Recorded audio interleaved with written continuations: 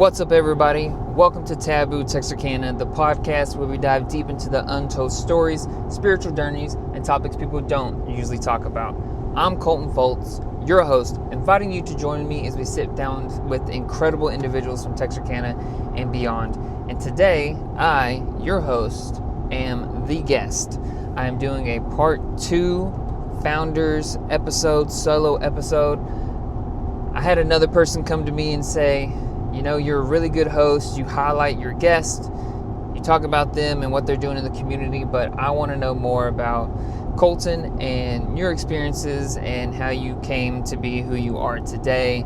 So here we go. This is actually a part 2. I did a Becoming the Vibe solo episode sometime towards the end of the year last year.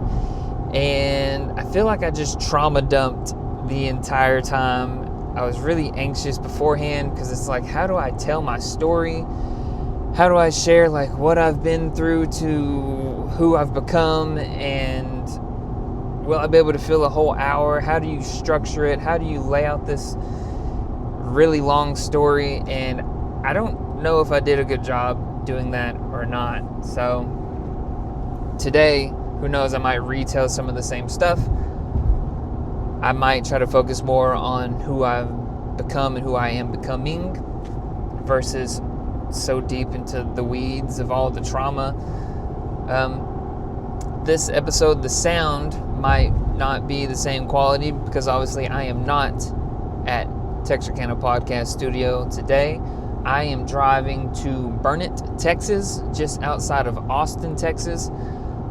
I have been training for the last 3 or 4 months for a Spartan Tough Mudder race. It is a 15K, so it's like 9 or 10 miles with 20 plus obstacles in the hill country. And I'm a little anxious, but I've been training hard, been working hard for it.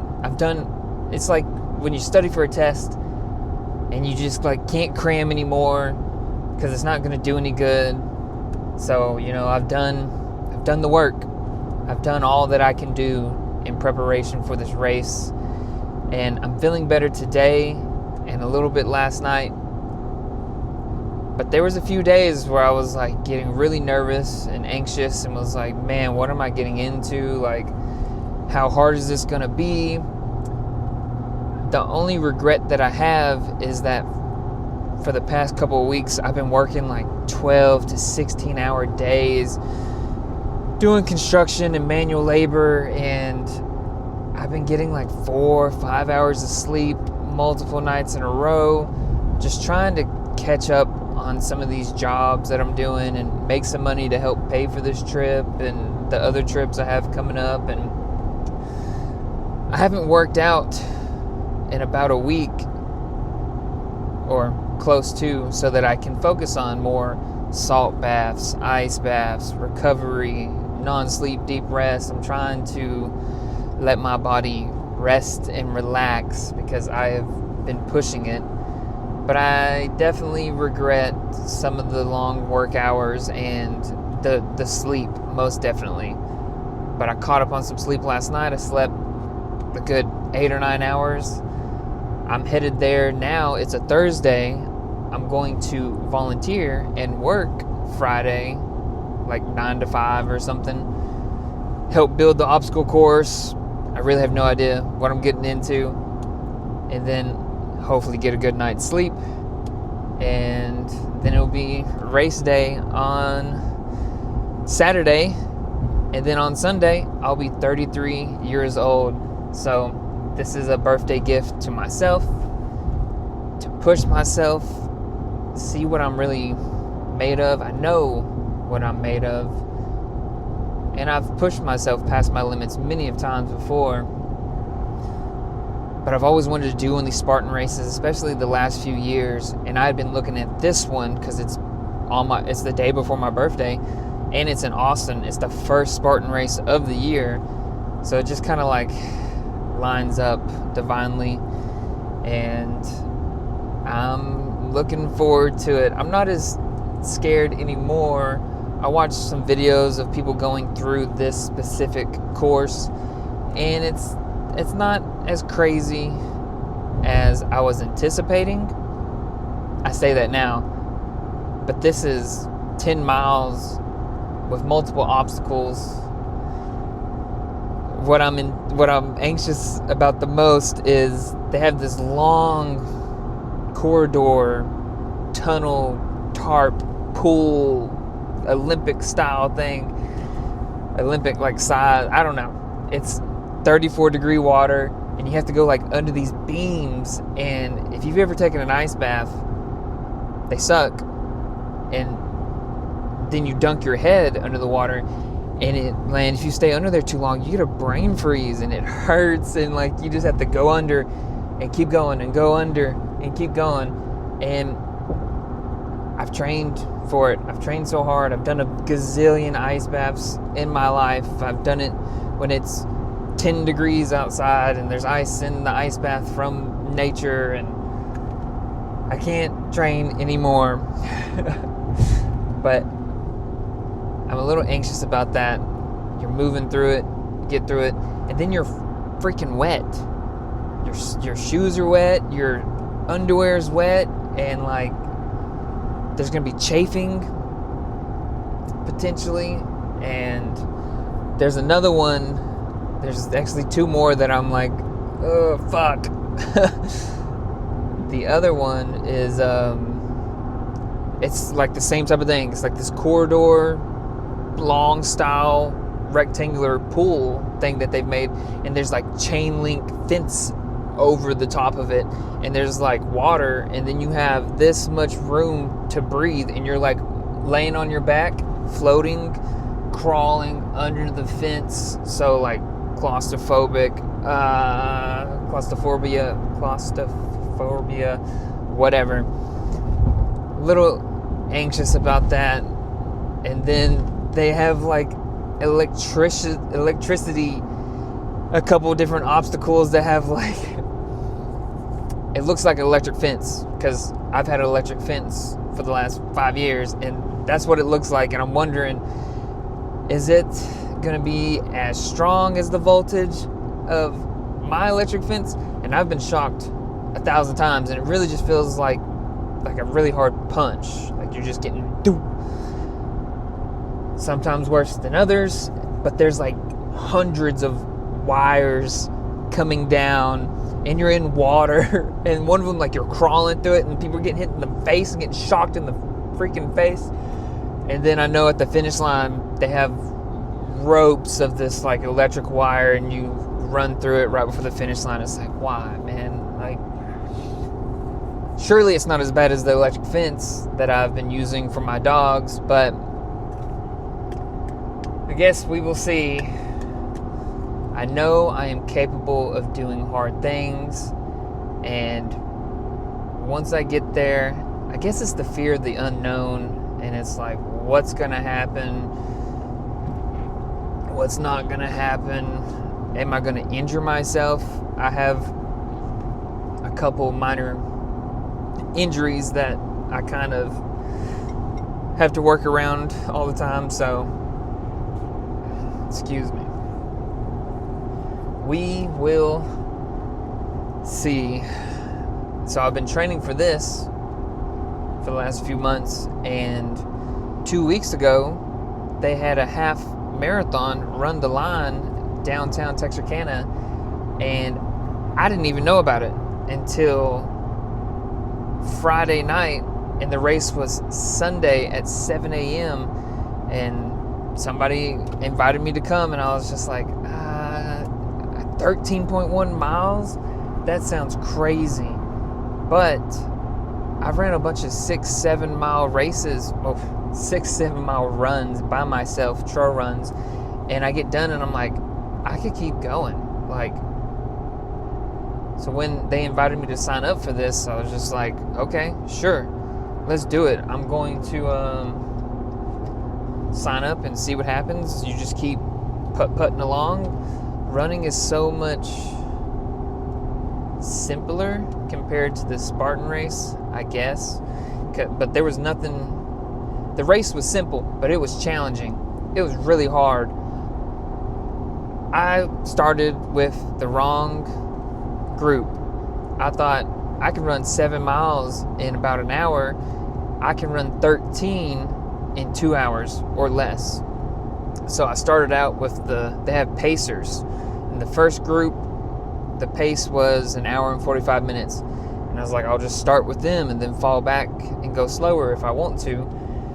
And for the first 2 miles, I was like, this is too fast, and like, you don't want to stop, and like, people are passing you and you're falling back, and like, am I going fast enough? Oh my gosh, like trying to zone into my music and David Goggins. And the first 2 miles were rough because I was going too fast, trying to find my pace, trying to find my breath, trying to find that runner's high, like in that zone. So I was panicking. And I was just like, oh my God, I have 11 more miles. Like, how am I going to do this? So I took out my music, put away my headphones, decided, let people pass you. I'm going to finish this race. Doesn't matter what time it is. You know, hopefully it's less than 2.5 hours. And miles 3 through 6, I felt good. I was finally like in the zone, enjoying the moment. And then miles like 7 through 10, 7 through 9, when we got to Spring Lake Park and ran the whole Spring Lake Park, it broke me mentally. Well, maybe it didn't break me, but I was in so much physical pain. My body's just like, stop, please stop. Like, how can you keep going? This sucks. And I had to dig deep mentally and emotionally, and I cried those whole like 2 or 3 miles. I think it's like 3.1 miles through the Spring Lake Park, but that's when I started to get emotional, and I was just like replaying all the hard shit that I've been through in my life, and like how far I've actually come, and I can do hard things, I've done hard things. And I just kept thinking about how I just went to Peru and sat with ayahuasca with the Shipibo maestros, and how hard that was, and the addictions that I've overcome, and the pain that I have overcome, and the betrayal, and just like all the shit in my life that I didn't think I was going to get through, that lasted more than 2.5 hours. That lasted for years of just like pain and just like stress, and the fucking military alone, you know, making it through boot camp, and then making it through deployment, and like walking away from your daughter and your wife, turning your back, and not knowing when you're going to ever see them again. And maybe it was 9 months, maybe it was 1.5 years before I saw. Can you imagine going 1.5 years without seeing your kid and not being in prison or something? Like, I've done so many hard things in my life, and it was a good reminder to take out the music, cancel out the noise. It was like a 2.5 hour meditation or reflection. There wasn't much peace involved, but it was up and down. It was, oh my God, I can't do this. And it's like, yes, you can. You do hard things. Just don't stop. I didn't stop at all. Not once. Even if I slowed down to just like maybe 3.5 miles an hour, I didn't stop. I had never felt that type of pain in my legs and knees and hips. Like, you're just on fire. They just like burn and sting, and they kind of feel numb, but they just like feel like they're 100 pounds. And it's just like, oh my gosh. And one weird thing that happened I wasn't expecting was about mile 10, I got hungry, and I had ate breakfast and did those little like energy gel supplement applesauce type things. And there's little aid stations here and there that have water, Gatorade, bananas, oranges, pickle juice. And I was like, who's gonna eat on a run? Like, that's crazy. Obviously, I hadn't done much research on marathon running and ultra running at this point. But by mile 10, I was like, dang, I should have taken some of those bananas or oranges. And so then at every aid station, I'm like, food? Do you have food? And they're like, no, we have Fireball and beer. And I'm just like, no, that's not what I want. But I eventually got some orange slices, pickle juice, and bananas. But I was really surprised that I was like, damn, I could eat. I could really use something to eat. And then I finished at 2 hours and 27 minutes across the finish line. Got my medal. They were serving food, ate some food, mingled around, and then I made it back to my truck, and I just fucking bawled. Like, ugly cried, just like no thoughts or emotions, like particular, just such a release emotionally, physically. Like, it just came out, and I probably cried for like 15 minutes, 20 minutes, just letting it all out. And like, I felt accomplished and I felt great. But also when I crossed the finish line, I was like, oh, it's over. Like, I think I could go further. But the last 3 or 4 miles, I'm like, God, I can't wait for this to be over. Where's the finish line? You know, like, can't think about the finish line. Just think about it now. One of the pacers for the 2 hours or 2.5 hour group, or 2:15, she said, you're never going to get this moment back. And like, I just kept thinking about that. And that was maybe the last few miles when she passed me. And it was like a profound experience. And I knew that there would be something in there. It was almost like having a psychedelic experience. I replayed my whole life throughout that run, answered a bunch of questions, had downloads, realizations about myself and my dreams and my relationships, and then it was done, and I was like, I don't want it to be done, you know, like, I think I could go more and go further. But it was an experience, and an awesome one, and I loved it. I am hooked. I am addicted. But I like to suffer voluntarily. I like to push myself past those limits. I feel like I need the resistance, some type of resistance, to sharpen myself as a man, as a lover, as a escape for my food every single day. Like, it's a blessing. Somehow I meant to crank up my speed on the cruise control, and I hit the volume on the podcast. Check out the Hard Way podcast with Joe DeCina. He is the founder of Spartan Races. Anyways, I like to push myself because it helps with my mental health. When you voluntarily choose to do things that are hard, it makes the involuntary difficulties of life a little bit more manageable. So I'm always looking to raise that bar and challenge myself. It brings me a lot of peace and clarity. So I've been training for Spartan in a couple days, did the half marathon, and then what's fucking crazy is I did the half marathon. It was sporadic. I didn't plan on doing that. I'd already scheduled some work on that Sunday, so I ran, went home for a couple hours, did a couple ice baths, and then I went and worked for 6 hours doing manual labor, and my legs were on fire. I was just like, oh my God, I can't believe, like, oh, and I'd already been paid for the job and was supposed to do it that day, so I just did it. And then I went to work on Monday, Tuesday, Wednesday, Thursday, Friday.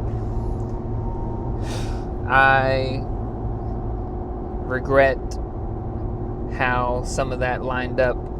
And then I worked out with my brother on that Thursday, did a HIIT class, ran, worked out with Courtney Wright, my personal trainer, on that Saturday, so like almost a week after the marathon, and we did legs, arms, core. And then I worked out again with my brother on Thursday. And then I did a HIIT class with Courtney again just this last Saturday. And I've been working nonstop, 12 plus hours, laying floor, on my knees. So I haven't had as much recovery as I would have liked in preparation for the Spartan race. But I can do hard things. I'm going to make it. I'm going to do it. It is going to be whatever it is going to be. So I haven't paid yet, but I'm going to do a 50K in May, south of Fort Worth, at this New Hope Ranch place. 50K is like 30 miles. I've been having this like vision and this goal of doing a 100-mile race for months, because I've been a fan of David Goggins for years, and I've listened to him and all the races that he does. And there's a guy in Texarkana, I'm gonna butcher his last name, but his name's Michael, and he's an artist, but he's also like an ultra marathon runner. And I know he just did like a 100-mile race sometime in the last few months, and it's like I want to feel that. I want to push myself past all of my limits and do a 100-miler. I don't even know what a realistic time for that is. 12, 17 hours. Can you imagine running for 17 hours? 24 hours? I have no idea what realistically a 100-mile race would take. So I'm going to do this 30 in May, and I'm going to complete it. I'm going to do it. I'm going to train up for it. I got a few months, and we'll just see what happens. But I'm super excited for it. If you're watching this, I appreciate you supporting the podcast and supporting my life and me and my dreams. I might ramble a lot more on this particular episode because I don't have a time limit. I'm producing this one all myself, and I have a 6-hour drive. So we'll just see what happens. I posted on Facebook that I was going to do this episode, and that if anybody had any questions, to email me or send me a direct message on there. And Leslie Looning, shout out, teaches at Texarkana Yoga. Go to her classes on Tuesdays, 7:15 or 7:30, Finding Stillness. It's one of the only classes they have that's a little bit slower, a little bit more restorative. I went to Brittany's 11:30 floor yoga today. Awesome. Love her class. But Leslie had 2 questions, and I'll just go ahead and answer those, because maybe it'll be a good segue into talking about Universal Vibe and so on and so forth. So her first question was, what motivates me to do Universal Vibe? If you're watching this, I assume you know what Universal Vibe is, but if not, I will give a brief summary.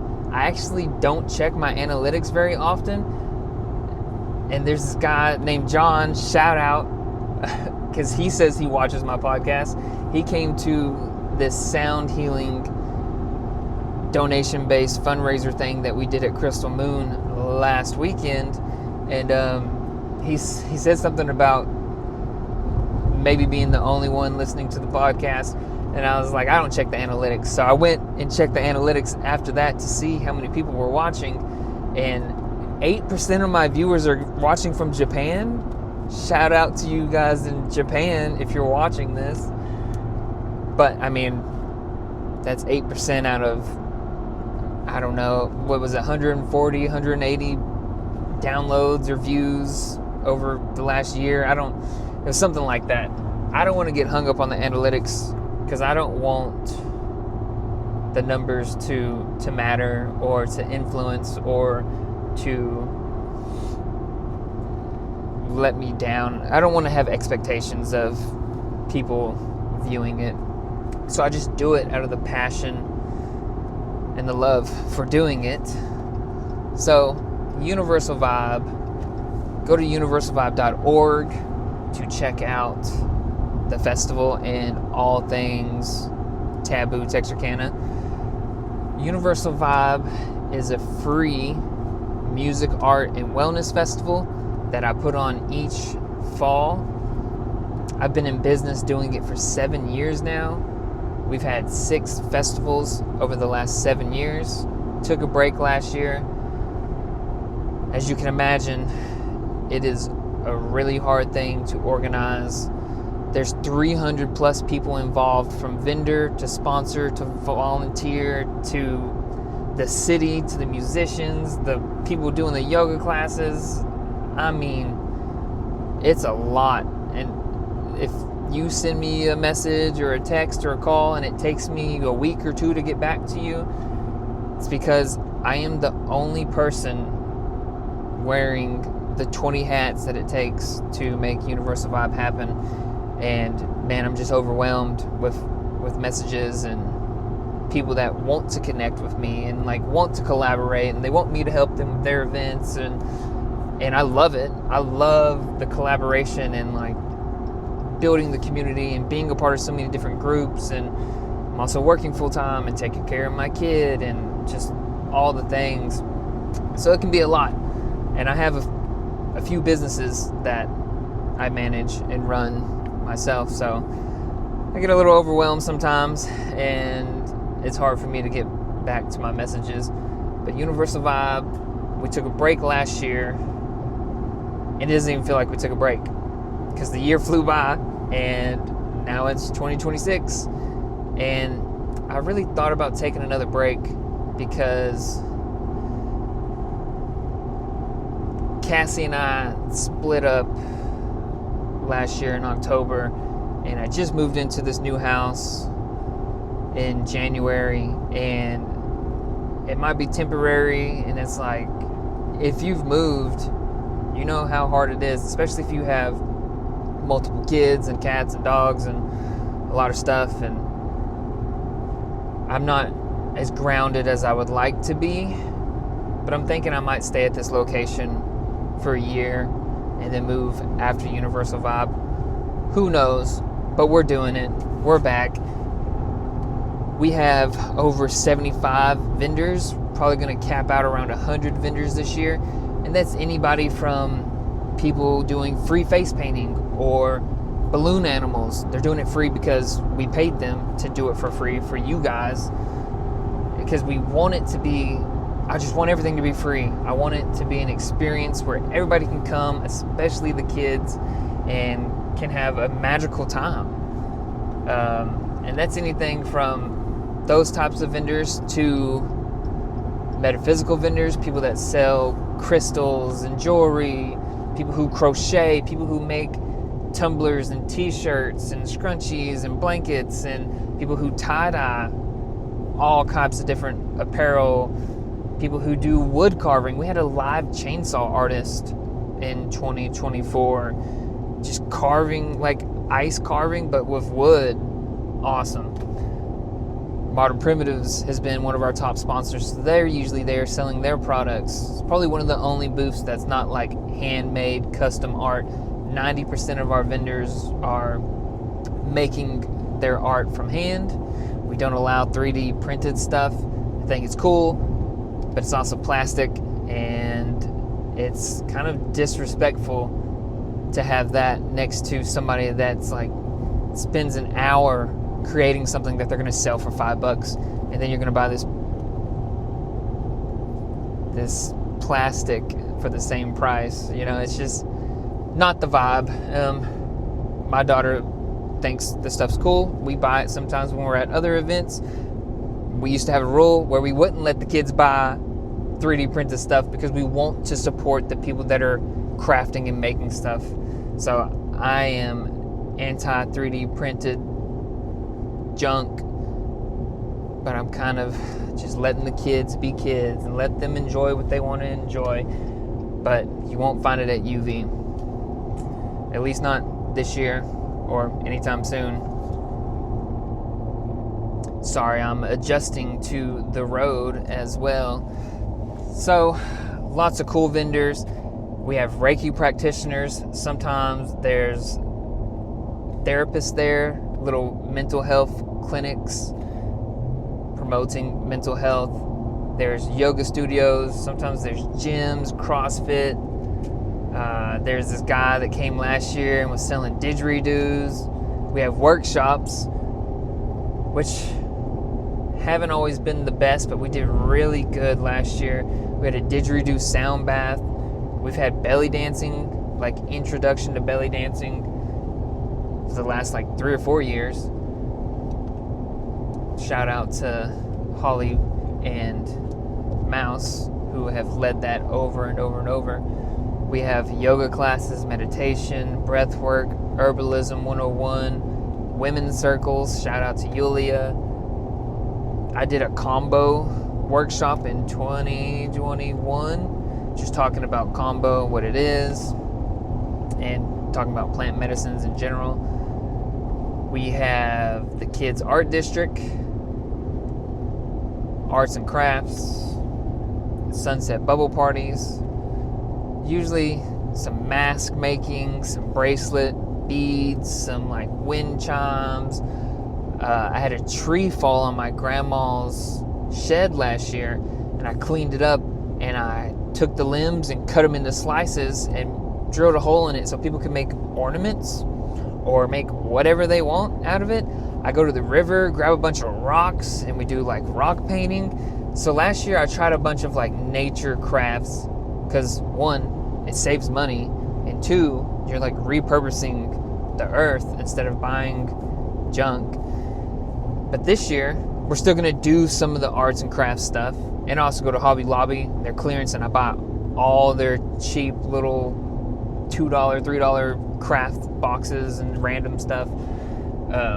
This year, we're partnering with Crystal Bridges Museum from Bentonville, Arkansas. They are going to bring their mobile art unit and bring some professional artists. They're going to set up, and they're going to do live art with the kids. So not exactly sure what to expect, but I've had a meeting with them. I went up to Bentonville, saw the museum, talked to the lady. Super excited. It's a whole different interactive art for the art district and for the kids. So I think it's going to be great. We have live painters, people spinning fire. Bluey and Bingo were there in 24. Person was walking on stilts. I mean, it's like the circus meets a wellness festival. It's really cool, really interesting. There's nothing like it in Texarkana. There's food trucks, live music of all genres. And what motivates me to keep going, I could give you 1,000 different answers for what motivates me, but I'll tell you this: when I am extremely overwhelmed, maybe I've messed something up, maybe I can't figure out something, I've went through 100 different softwares, 100 different programs, I've partnered with people and been scammed and lost money and made bad investments and lost tons of money, and when I am having those thoughts, like I had the thoughts on that half marathon of like, I can't do this, I can't do this. Maybe I'm in the fetal position. Maybe I'm crying. Maybe I'm having a panic attack.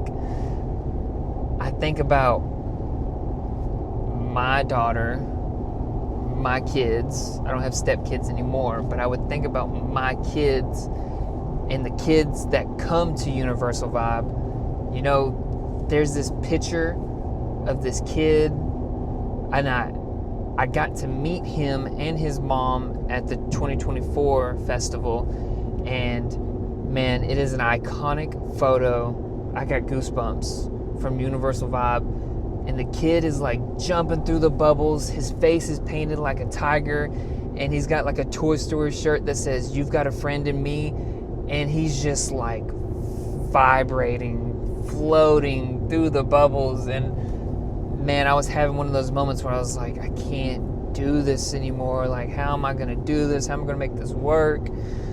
And I looked at that picture, and it was like, that's it. This is why I sacrifice and work so hard to do this, is for the moments that these kids are experiencing. And really, all ages. It's for what everybody's experiencing. It's for what is this implanting and inspiring the minds and hearts of Texarkana to do. Whether it's, imagine, this would be our 6th festival. A kid could have been 6 years old at our first festival, and now they're 12. 4 more years, they're 18. I mean, 6 more years, they're 18. What if they spent 12 years coming to Universal Vibe, even just a few years? What is this doing? How is this influencing their young mind, or any mind, anybody? Because I go to something like this and I'm like, man, this is cool. This inspires me to do something like this, or this inspires me to start a business and have a booth at something like this. You can do anything that you want to do as a career, as a business, as an idea. Man, like, it really shows me that anything is possible if you believe in yourself, and if you have the vision and the determination and the discipline to do it. So that's what motivates me, is what's happening, what ripple effects will come from doing this. It's the discipline that keeps it going, because I'm not always motivated. I think there's a slight difference between motivation, inspiration, and discipline. And the motivation will excite you and be like, yeah, I'm going to do it. This is why I'm going to do it.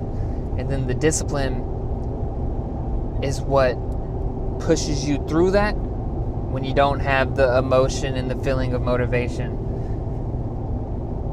And it's taken a lot of discipline to figure it all out. I didn't even know how to run a business, start an LLC, file taxes for that. You know, like, all of that was extremely overwhelming whenever I decided, well, this is getting really big, really fast. I should probably create a business at a legitimate LLC, so that all this money's not coming into my personal bank account, and then da-da-da-da-da. And it was hard. It was overwhelming. But I didn't stop. The resources are out there, and you can figure these things out. And it's been challenging. But what's fun and what makes it worth it for me is knowing what happens to the minds and the hearts of Texarkana.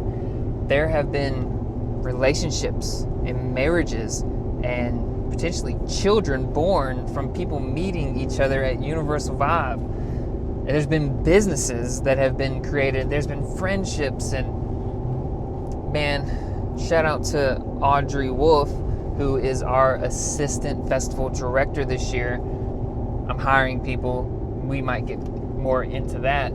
But this is what it's all about, is I went and volunteered for a music festival that my buddy Jason put on in Omaha, Texas. It's like an hour from Texarkana, and it was not the Universal vibes. You know, it's a biker rock and roll music festival.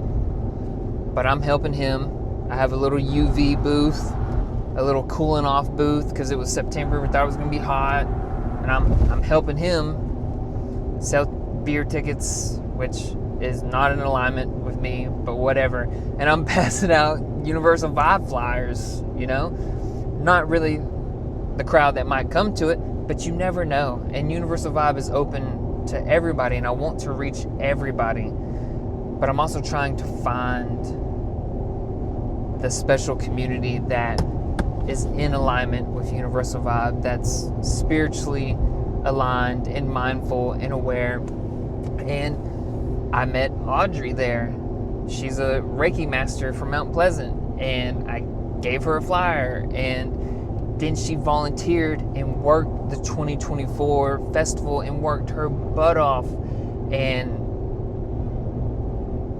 a couple weeks ago, I went to a cacao yoga in Texarkana with Yulia, and Audrey was there. And then afterwards, she's talking to the people in the room, which is all UV yoga community people.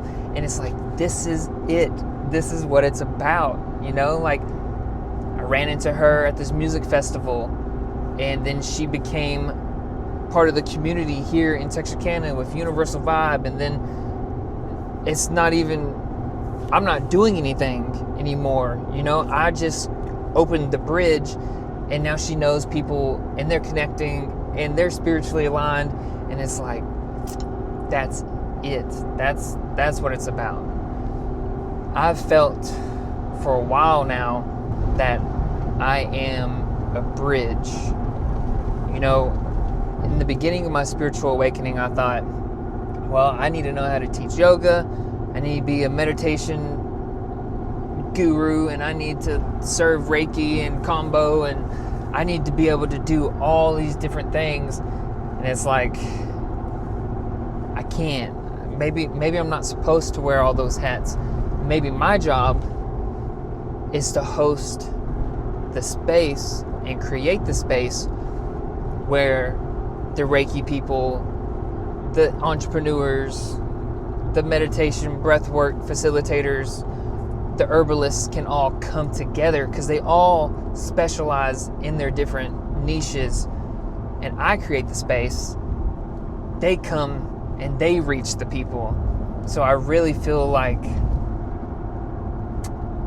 I guess a bridge is the best word that I can think of right now, is I'm putting bridges between the community to other communities, and to other practitioners, and people to other people. And that's how I feel. Maybe it sounds crazy, but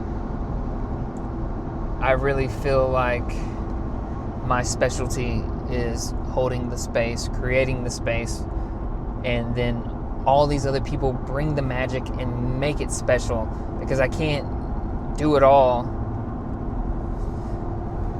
Speaking of not being able to do it all, when I went to Peru in September, October of last year, one of my intentions was like, what am I going to do with Universal Vibe? We're taking a year off. A lot of people tried to cancel me last year over some bullshit. What am I going to do? How am I going to move forward? I can't handle all this alone. And under the ayahuasca on the last night, it was just an overwhelming thoughts and emotions of course I'm going to do this. How can I not do this? Universal Vibe doesn't have to be 100 vendors and 5,000 attendees. Universal Vibe is the sound bath that we just did at Crystal Moon, which was the biggest one I had ever done, and it was 30 people. It doesn't matter if it's 3 people or 30 or 300. Doesn't matter if I spend $300 or $30,000 on an event, a festival, a private sound bath. Like, Universal Vibe is so much more than the festival in between the lines that it's been kind of the last few years. I'm bringing good to Texarkana, whether it's on a massive scale or on a smaller scale. How can I not continue doing this? I left feeling motivated and inspired, and I just kept thinking about the people that were trying to cancel me last year and how it's just so much of a misunderstanding and miscommunication, and like I handled some of it poorly and didn't communicate, and I have learned so many lessons through the 2024 stuff that we went through, and from all of the hard conversations and the mistakes that I've made from the beginning, that maybe I'll handle them a little better moving forward. But I just kept thinking, like, man, screw those people, like, F them, like, I'm a warrior, I'm gonna fight for Universal Vibe. I'm not gonna let anybody destroy it or degrade me. And under the ayahuasca, it's like, find love and compassion for them. And I'm like, no, I don't want to. So I wrestled with that a lot. But what they say and how they feel matters. It all matters. Everything matters. I just kept saying that over and over and over, because I tend to be like, it doesn't matter. Screw it. I don't care.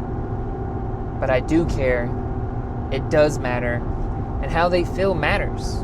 You know, it's not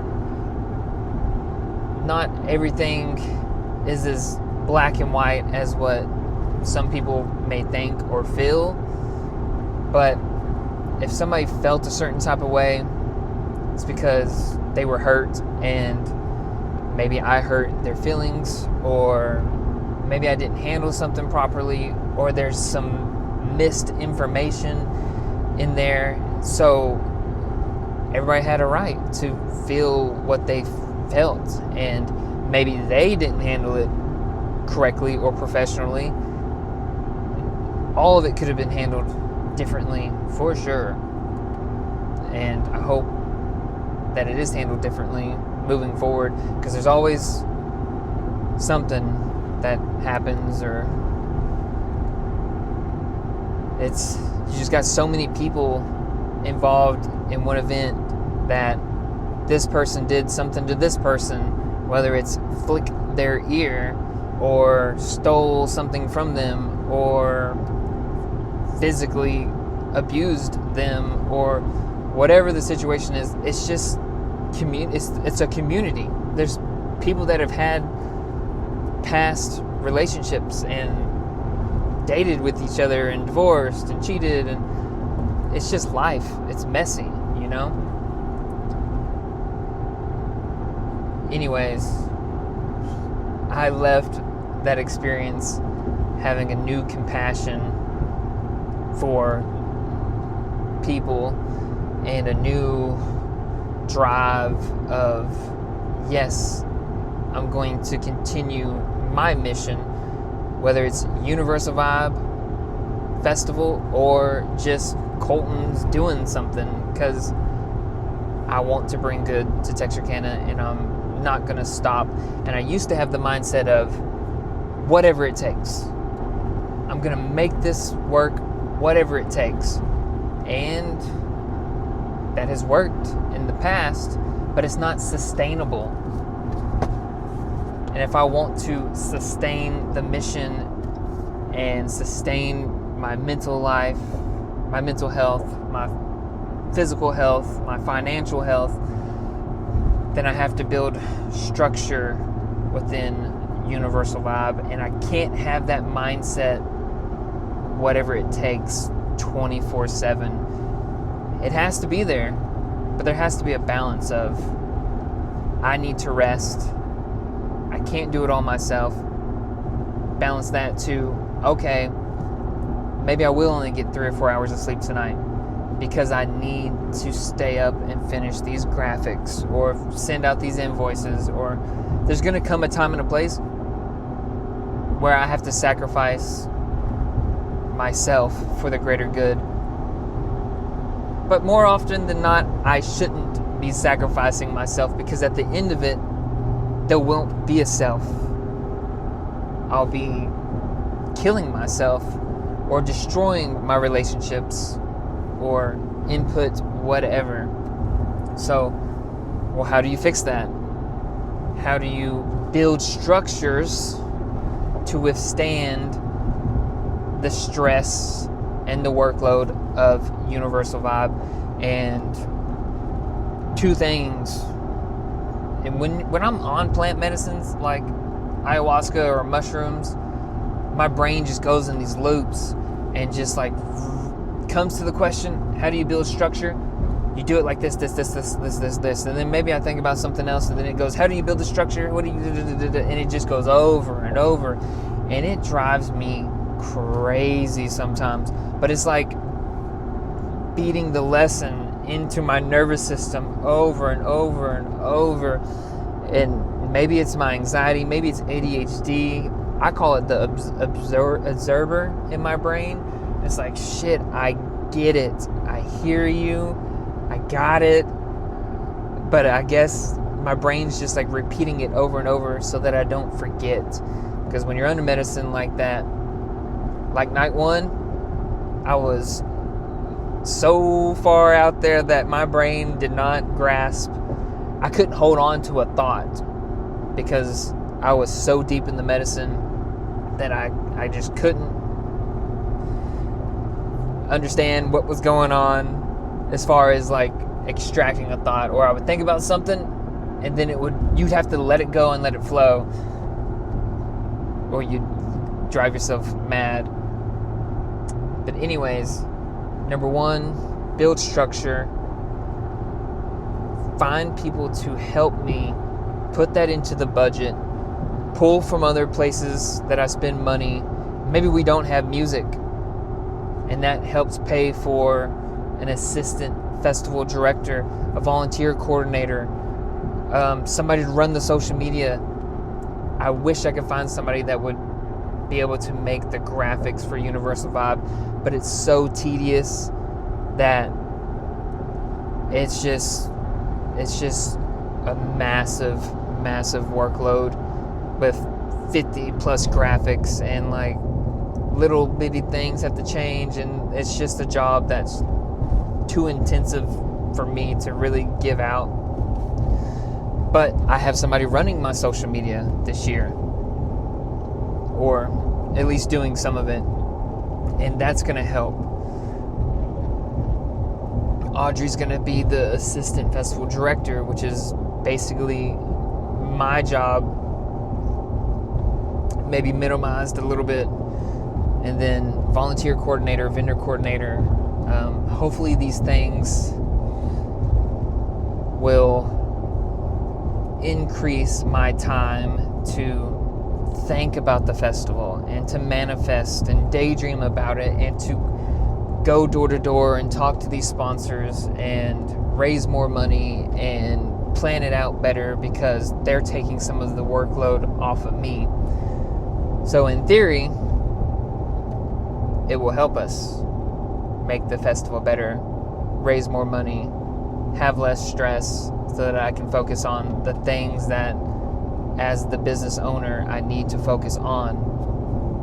And then number two, which in the beginning, when I created the business entity, I wanted to do a nonprofit. But to do a nonprofit, you have to have a board of directors that vote on everything. And after the first couple years, you really realize, well, every year, people are motivated, but they're not disciplined. Everybody's motivated when Universal Vibe happens, and they're like, I can do this for you and I can do that, and nobody wants to really do anything full-time for free. Everybody's inspired, but it takes the discipline to link the inspiration to completion. And people are busy. People don't, it's hard. So in the beginning, I didn't really have a good group of people that I could create the board with, or there wasn't people that I trusted enough to do the board with. So I created the LLC just so that I could have full control over it. And I just created a nonprofit with a couple other people called Universal Vibe Foundation. So I have Taboo Texarkana Events LLC, and now we have the Universal Vibe Foundation Incorporation that gives us, and we just got our 501c3 status, which again, I didn't know anything about owning a nonprofit, or how does this work, or how do you file the 1023EZ form. And to be honest, I filed it, created the nonprofit, and then when I went for the tax exemption form, I forgot to put INC, incorporation, on the business name. So I got my certificated, you're tax exempt, sweet, now I can go open the bank account. And because I forgot to put incorporation on it, and with the IRS it's Universal Vibe Foundation Incorporation, the bank won't open a bank account for me because the forms don't match. And it's like, oh my God, what do I do now? And after some research, I called the IRS, and they're like, you have to fax us this, and this, and it might take another 60 to 90 days to get it updated in the system. And it's like, oh no, like, I need this bank account opened today. Now I have to wait 2 or 3 months, so I can't take donations from sponsors. Just some insider business stress for you guys, but I got it, fingers crossed, figured out. I got the forms faxed in, which when you're messing with the comptroller, there's so many different accounts, and sam.gov, login.gov, applying for grants.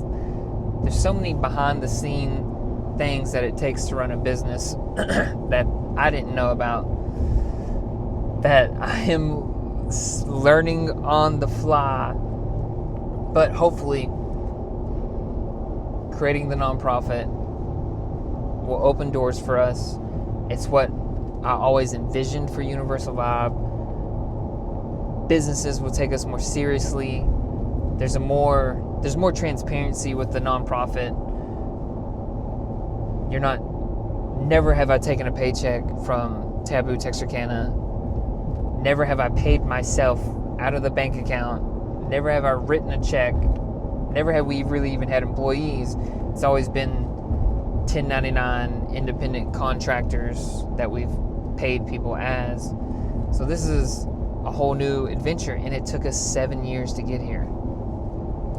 Or it really took the year off, taking the time to reflect and being like, how are we going to do this? Do it the way that you've always envisioned it. Do it 100%. Like, let's go. Let's do it. Figure out what you need to do to make it happen, and make it happen. So I am 10xing my life this year in the business, and that doesn't mean I'm going to do 10 times the festival or 10 times the things, but I'm going to quit doing the same every year. Quit 2xing my life. We're 10xing this year. We're going, I don't want to say all out, but I'm trying to build it the way that it's always been meant to be built, instead of just like, okay, let's make it happen this year and just do it again and do it again. It's like, we're going to do it right, or try to. We're going to make mistakes, and we're going to learn from those mistakes, hopefully. And hopefully nothing's wrong with the taxes and the IRS and all the things. But that's not for you to worry about. That's my burden to carry, to bring this to Texarkana. So that's what motivates me to do Universal Vibe. That was like a 40-minute rant on Universal Vibe. The other question that Leslie had for me was, how has plant medicines Kambo changed my life? If you don't know what Kambo is, or plant medicines are ayahuasca, mushrooms, San Pedro, cactus medicines. There's earth medicines from frogs, like bufo, which is 5-MeO, DMT. A lot of people have heard of DMT, which DMT is a chemical in your brain that goes off when you dream or when you die. It's in like everything. It's really highly concentrated in certain plants. You can like boil down these plants and extract it. I don't know the real process, but like DMT is in everything, and you can make it in a lab. And I'm not advising anybody do any of these things. Let's talk about how I came to them and how they've changed my life.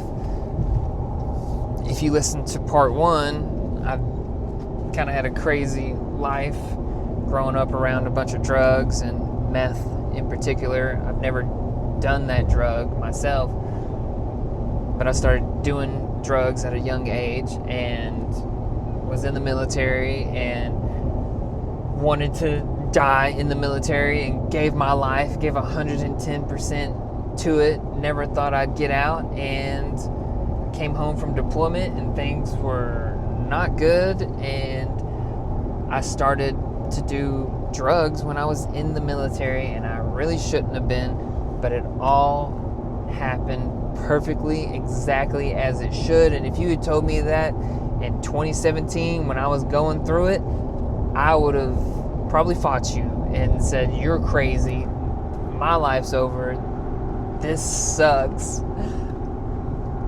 But through the work with plant medicines and other psychedelics and therapy, I realized that it all happened perfectly as it should. If I hadn't have been smoking weed in the military and failed that drug test and been forced out, I would have died in the service, whether that's on deployment or suicide. I was suicidal. We're not going to trop and dump this episode. We're going to focus on the positive. So, getting pushed out of the military was the best thing that ever happened to me. And being in the military was one of the best things that ever happened to me, because I have benefits that set me up for the rest of my life. I have free medical and dental. I'm a disabled veteran, so I get a small paycheck from the VA that really funded the first couple Universal Vibes and really gave me the time to sit back and be like, oh, I don't have to work full-time anymore. I can work part-time, use my VA disability paychecks to kind of give me the free time to create Universal Vibe. And I have put so many of those checks into the festival. I got a back paycheck in 2022 and was like, yes, I'm gonna buy a vehicle. I've been driving this shitty van around for years. There's no heat, there's no air. I'm gonna save this $10,000 and put it towards a vehicle. And the whole thing went into Universal Vibe in 2022. That's the year that I really messed up, and I really let my ego run the festival. And it's like, I want it this way. I want 3 stages. I want 30 artists. I'm gonna pay for all these fire performers, and we're gonna do these. We ordered shirts from a company versus making them ourselves, so it cost us 4 times as much. And I'm gonna make the money back, and I did not make. I rolled the dice and I lost in 2022. Anyways, I was lost when I got out of the service. I lost my identity. I was drinking a lot, not unhappy, very depressed, and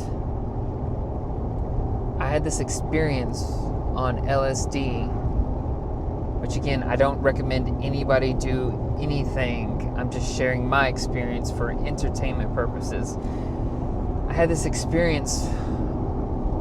I came to a point where I stopped taking drugs in public because psychedelics are weird and people freak out, and I came to a point where I wanted to do them alone, where I could control my environment, where I felt safe, where I wasn't around other people that were skrilling out or doing other types of drugs or things, and just wanted to create a safe environment for me to explore my consciousness.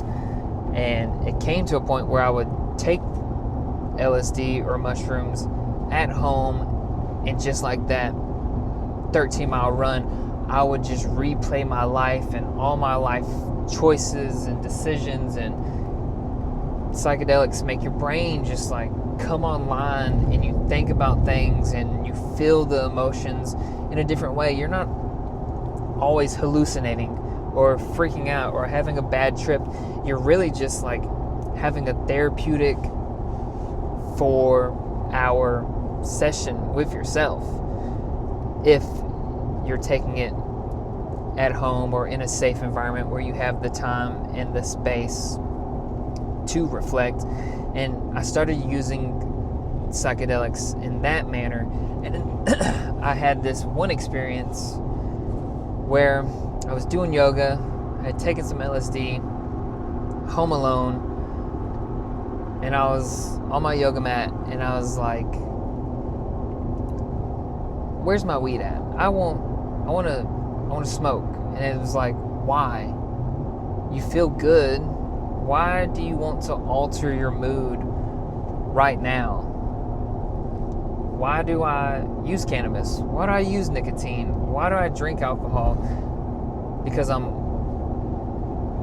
running from something, or I'm chasing something, or I'm trying to alter my mood and how I feel right now because I'm uncomfortable with how I feel.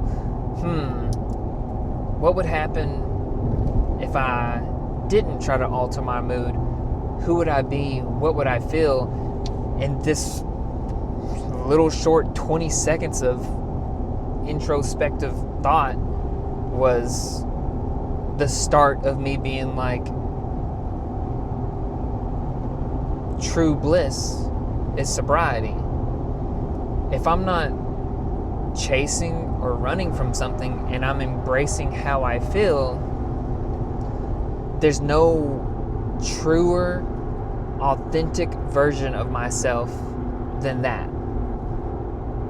And in that moment, I had all the clarity and all the peace, and was like, whatever that higher self, that's it.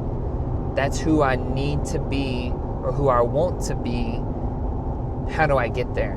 And that was the start of me wanting to get sober, or starting to question my drug and alcohol use. I can't tell if the camera is shaking or not. The sun's in my eyes and the glare's on there. But that was the start of me trying to get sober, and I just kept failing and failing. I remember one time I was like, all right, I'm not going to drink for a couple weeks. And I made it 2 days, and I was just muscle memory. I forgot that I was trying to be sober, and I just cracked the Coke, cracked the Jameson, made a glass, took a drink, and as I took a drink, I was like, I'm not supposed to be doing this. I forgot. It was just so ingrained in me, and I was drinking heavy. A liter of... Somebody's tire just blew up here. I was drinking a liter of Jameson every single night, pretty much until I fell asleep. And I would set the intention of, I'm gonna take some LSD, and then my start date is gonna start over.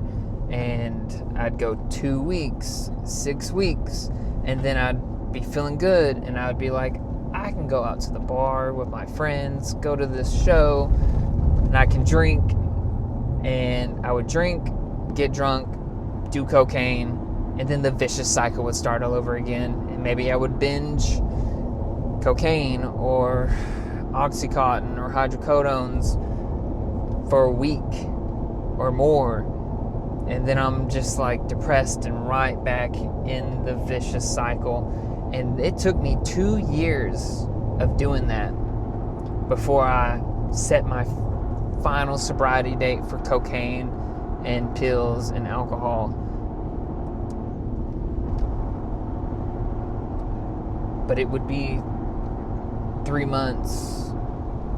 Go to a music festival. I can relax and drink. Go multiple weeks.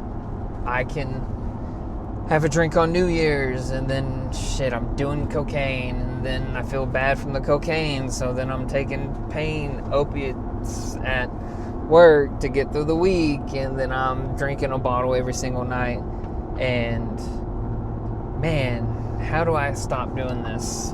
Well, I heard about ayahuasca, and I eventually stopped taking LSD and tried to switch more towards natural plant medicine. So then I started taking just mushrooms. And in my journey looking for ayahuasca, I found Kambo, one of my friends or old acquaintances, told me, if you want to find ayahuasca, then you have to meet this lady who serves Kambo. And Kambo is a frog secretion. It's the sweat, it's the defense mechanism of this frog with a scientific name of Philomedusin bicolor in Peru, in Brazil, South America, all in the Amazon. And it's actually full of bioactive peptides, which, if you're into this wellness, biohacking, fitness community, then you've probably heard of peptides like collagen or insulin. It was like the first patent peptide ever, I think.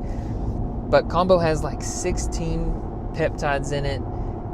Anything from, man, I used to know all of these, or a bunch of these, but there's like pain-killing peptides that help reduce chronic pain and fatigue, and there's a bunch of them work on the gut, so a bunch of them help fix your pancreas or your microbiome, or some of them help boost blood circulation from the vasodilation. You'd have to look into this. It's been a while. I only did Kambo like twice in the last 2 years, so I haven't been doing it as much. But when I was in the thick of my addiction and just like, man, I can't shake this, I need to do ayahuasca, I need something so profound and so intense that it just completely rips this addiction out of me, or just completely shifts me forward. Because I would take mushrooms or LSD and I would have this profound experience of like, I have to stop, remember the vision, get sober, get clean, become your true authentic self, live in your purpose. You have to get there, but you have to let these things go. And at the time, I was so desperate. I didn't care if ayahuasca or Kambo killed me. I just couldn't continue living the life of addiction that I was living. So when I showed up to do Kambo the first time in August of 2019, I came a day early because I was driving that shitty van and I didn't know if it was going to break down or not, and the ceremony was 10 in the morning or something. So I slept in my van in a hotel parking lot, and I showed up and I was like, I don't know why I'm here, but I'm here really because I was trying to get to ayahuasca, and I thought, well, this is just the steps to get there, and this is just part of my spiritual journey, and we'll see what happens, and I'm scared because if you watch videos on Kambo on Facebook, it's an ordeal medicine. It's not like psychedelics, it's non-psychoactive, so you're not hallucinating, you're not having this introspective dialogue. Maybe there is some dialogue, but it's a very physical cleansing medicine. It makes your heart rate elevate. I always tell people, you may feel some of these symptoms, all of them or none of them, but your heart rate jumps up. You may feel a flush through the skin. You may start to vibrate. It may feel like you just stepped into a sauna or a hot car in the summer in Texas. You may feel your face start to swell. It may feel like your breathing is becoming restrictive, but it's not. You may feel tingling on your extremities. Your lips may tingle. Your hands might start to cramp up and turn inwards into crab hands. You may feel like you're gonna fucking die, but you're not. It's just the side effects of the peptides that you're taking. So I was so scared the first time I did it. I was just like, I'm here. You show up, you drink 2 liters of water, and the water alone makes you nauseous, makes you want to throw up. Oh yeah, vomiting, purging out your mouth or out the other end is one of the symptoms you may or may not have. So I was terrified, nauseous from the water. They burn you for so many dots, mix up the Kambo, put it onto the wound. So they burn you, wipe the blister off, put the Kambo on so that it goes directly into your circulatory system, and within 20, 30, 60 seconds, you start to feel the warmth and the heart rate elevating. It stings sometimes where they put the Kambo. Sometimes it whelps up. And like, everybody's experience is different. Everybody's pain tolerance thresholds are different. And there's also a couple other medicines like Hape and Sananga that are sometimes used in a Kambo ceremony. But I was so desperate, I didn't care. Give it to me. If I die, I die. Whatever. The first experience was pretty gentle because they usually put like a little test microdose on you, kind of gauge how your body reacts to it, and then they give you a little bit more. So you get a little bit and you're like, what's gonna happen? Oh, it's not that bad. And then you get a little bit more and it's about the same intensity, maybe a little bit more. I like barely purged on that first one, that first experience. So I was even more nervous for the second and the third experience because I've already got my test point, my microdose session in. I've gotten my introduction to Kambo done. Now it's time to get a full dose. What's gonna happen now, So I was more nervous the second and the third time. And I think the third time I went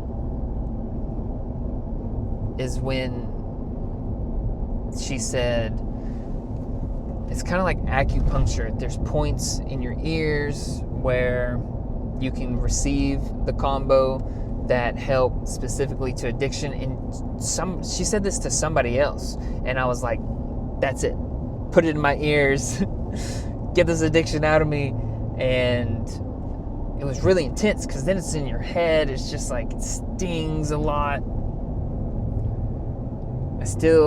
I don't think I purged very much, but the fourth session was the most intense session that I had. It So we're going to take a break right there. Alright, I'm back. I had to take a bathroom break. I'm an hour and a half into this drive, and I had to check the GPS, and I just turned it on, so we'll see if it interrupts the podcast. Anyways, my fourth Kambo ceremony was the most transformational. It's my new sobriety date, or my official sobriety date. I had been sober for maybe a month or two, and then I went to this New Year's Eve thing downtown, ended up having a drink, breaking my sobriety, thinking I can have a drink and not pick it up for another 2 weeks, 4 weeks, whatever. But I ended up getting cocaine that night and staying up all night, and then going into work and binging Oxycontin and cocaine for another couple weeks. So that was on New Year's.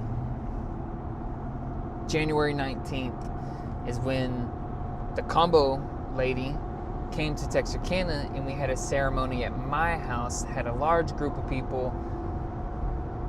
And you're not supposed to do certain medications or drugs or alcohol before you do a lot of different plant medicines or medicines in general. You don't mix a bunch of different things because it could be dangerous.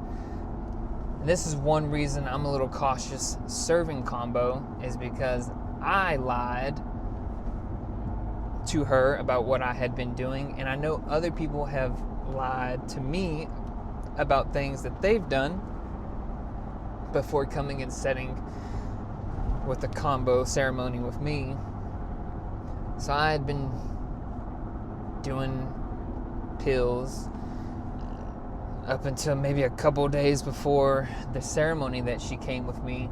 And sometimes you can do dry Kambo, which is where you don't drink the 2 liters of water, and you kind of take little micro doses over and over and over throughout an hour or whatever the experience is.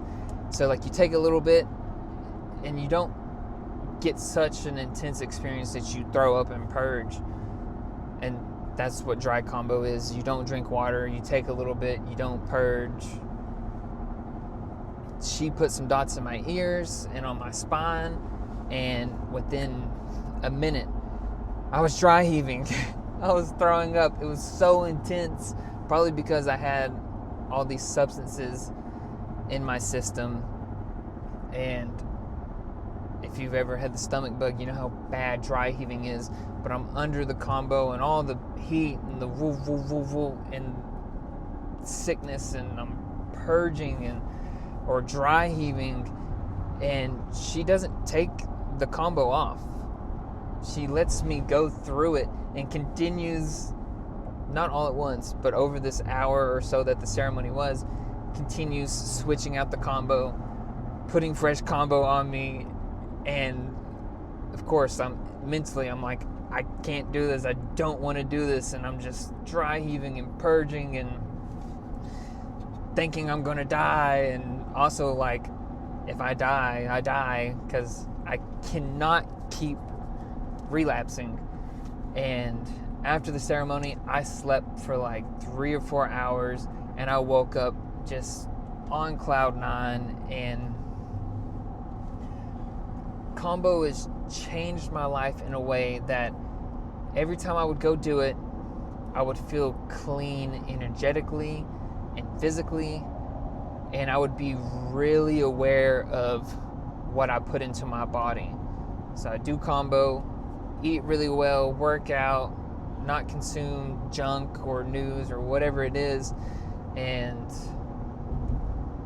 I kept, of course, falling back into those old habits. But after that fourth one, I don't know if it was the intensity or if the ceremony gave me enough motivation to put enough time between me and the alcohol and the drugs.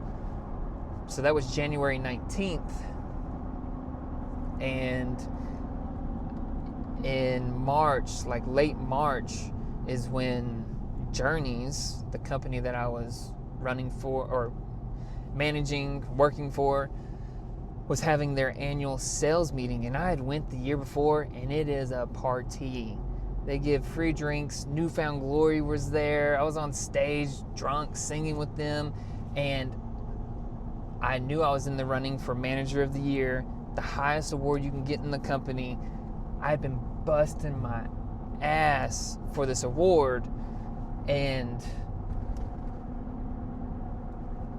I knew, like, how am I supposed to get through this amazing event, this week in Nashville of party and business, and not drink? You know, like, maybe I'm gonna drink, maybe I'm not gonna drink. So like, there's this anxiety. I'm a month sober, I'm 6 weeks sober, or almost 2 months sober, and how am I gonna do it, you know? And I won Manager of the Year, but COVID happened, so they canceled the sales meeting, which is probably the best thing that could have happened for me. But at the time, I was defeated. I was like, I have worked so hard and manifested and visualized the moment that I win Manager of the Year, and at this sales meeting with the CEO and like hundreds of other managers, and I'm the top manager in the company, top 7, top in my region. I was gonna get to fly to the UK and do a music video in the Doc Martens warehouse as part of the awards that I won. I won like $1,000 and all these shoes and all these things, and I was on the high track for success with Journeys. But it all happens exactly as it should, because a couple weeks before COVID, I mentioned this on the part 1, I got robbed at gunpoint from somebody that I had sold some shoes from, and when he was robbing me, he was wearing the shoes, and I recognized him through the ski mask. Crazy. And I had been praying, like, do I leave this job? Do I stay here? Like, I love this job so much, but it's not sustainable. I'm doing 60, 80 hours a week, and I'm becoming a district training manager, so I'm traveling to Dallas and Frisco and Little Rock and Shreveport, and I'm like, this is cool, but I don't think this is the life for me. But I'm torn. It was like an abusive relationship. Like, I love this so much, but I'm scared to leave. I love it so much, but it's killing me. Like, what am I supposed to do? And I remember, like, just having a panic attack one night. Maybe this was after I got robbed, but I'm just like hugging myself, pacing back and forth, and I'm just like, what am I supposed to do? Like, this is okay. This is all happening for you, not against you, and you have to leave. You have to leave and just trust that whatever happens, happens. And when I got robbed, I went to the unemployment office and was like, yo, can I get unemployment? I got robbed, and now I'm paranoid, selling shoes, looking over my shoulders, because the guy that robbed me came into the store the next day, and I chased him out. I don't know if I explained all this on the first podcast, but crazy. I was scared to go to work because I confronted him, and I was like, they know that I know. They're going to come back and kill me. I was a mess. And coming out of the military, I had just started to put my guard down. I stopped carrying my gun with me 24/7 and stopped trying to be so paranoid. Now I'm like paranoid again. But so I got the head start on unemployment, and a week, I got robbed on March 7th, and then like the 17th or so is when COVID shut the country down, and I'd already had a head start, and I really feel like if I had went to that meeting, I probably would have drank. So being locked at home and on unemployment it was like, well, what am I going to do now? I'm sober. I'm staying sober. Wasn't smoking weed, nicotine, alcohol, nothing. What am I going to do now?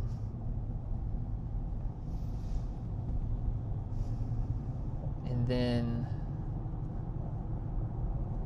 I went and did ayahuasca in 2020 in May, because I had finally gotten the connection to do it underground in the States.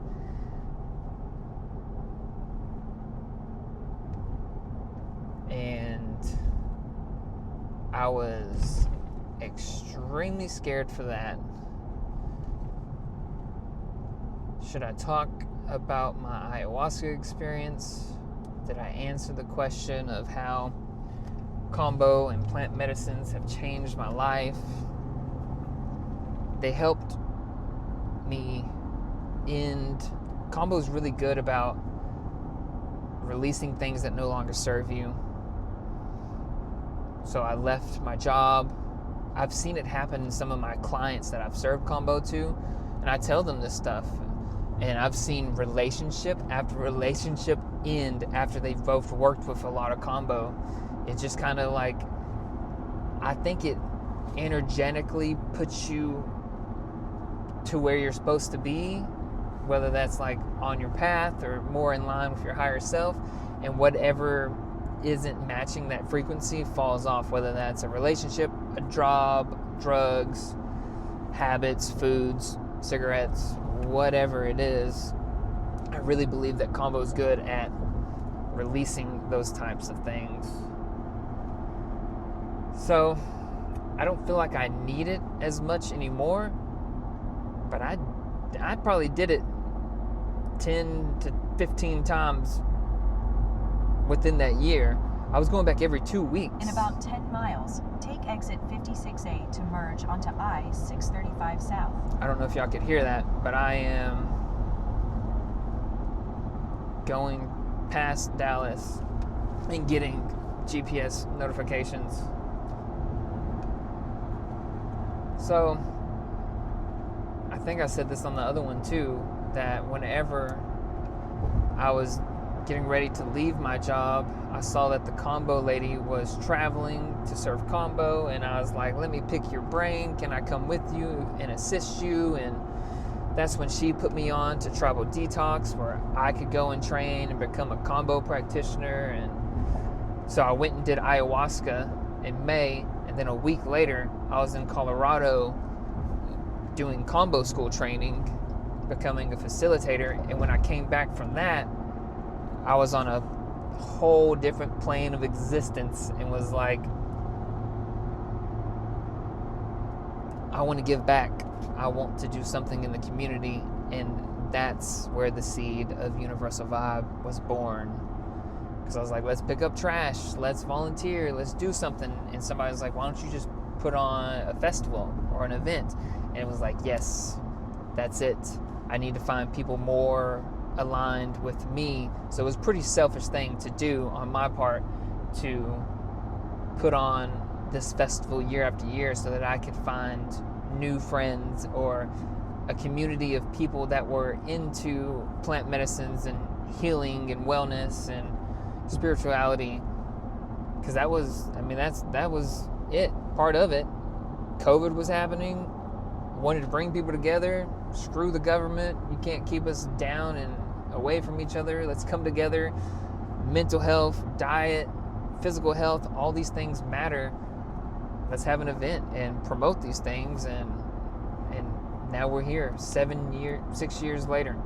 I guess it's 7 years because we had one in 2020, 21, 22, 23, 24, 25, 2026. Even though we took a break in 2024, I still did some events. So I feel like plant medicines have given me an awareness of my own faults and the things that I have done,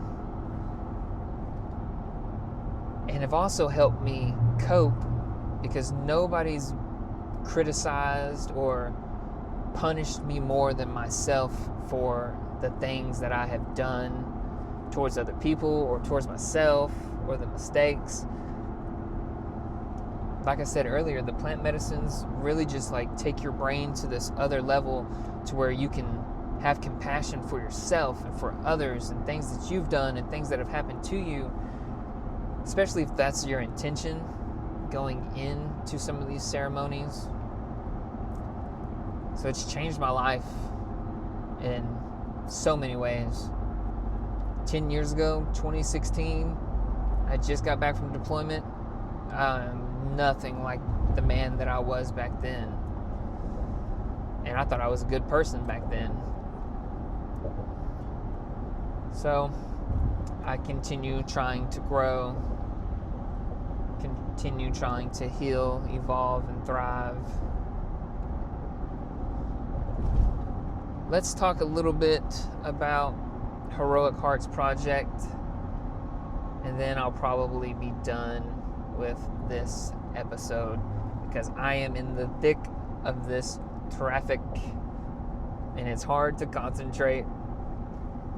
Heroic Hearts Project is a nonprofit that helps veterans do all kinds of plant medicines. They have mushroom ceremonies in Oregon or in the States. They take veterans to go do iboga or ibogaine, and they take veterans to do ayahuasca all over South America, Mexico. And I had applied for Heroic Hearts Project a few times over the last few years, and I actually got approved to go one year, but it was kind of last minute, and I was just like, I am not in a place to deal with my bullshit. I took a long break from doing plant medicines because I had some really rough trips and experiences, and I really didn't want to deal with my own shit, you know, like I didn't want to deal with it. I just put it off and just kept my head down and kept going.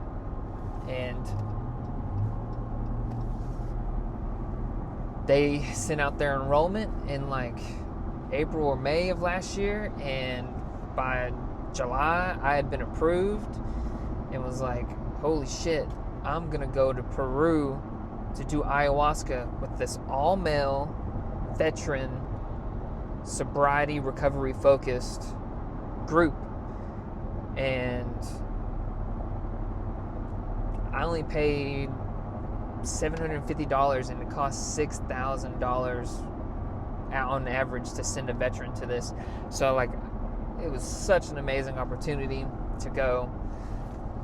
And they set you up with these integration coaches, and they have group calls with everybody that's going. And if you're gonna do plant medicines or something big like this, I highly recommend even talking to your therapist and setting these intentions of why you want to do this, and they'll help you work through a bunch of this stuff. Because the more prep you put into it, the more you reflect, the more you meditate, the more you put in the work, the deeper the medicine's going to work, or the easier you're going to be able to navigate the experience or your thoughts, or you'll be able to guide your thoughts and your emotions sometimes. So it was a super legit program, very professional. And if you know anything about ayahuasca, you have to go on a dieta. So you have to give up salt and sugar and caffeine and processed foods and sex and news. You're really trying to limit the intensity of life. So I stopped doing ice baths. They want you to conserve your energy and eat a very bland diet and show up to the experience on a very clean slate. And this medicine works strong on your gut. So, sorry, I'm getting a phone call. So, certain foods... In 2 miles, take exit 56A to merge onto I-635 South. I don't know if y'all can hear the GPS, but... anyways... I went to Peru.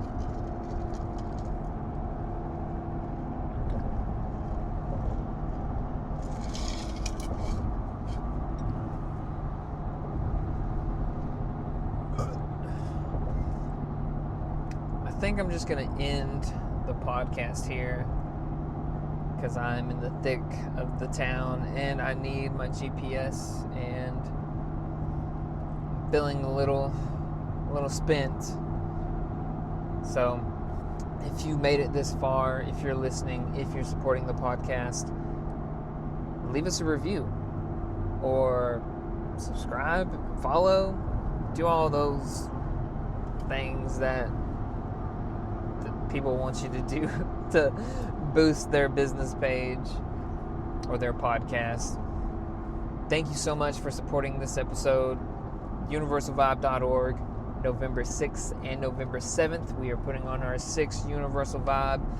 If you want to sponsor or be a vendor or be a volunteer or just make a donation, universalvibe.org, Colton Foltz on Facebook, Foltz Malone on Instagram. Go past this exit, then use the right lane to take exit 56A to merge onto I-635 South. 56A. All right, love you guys. Use the right lane to take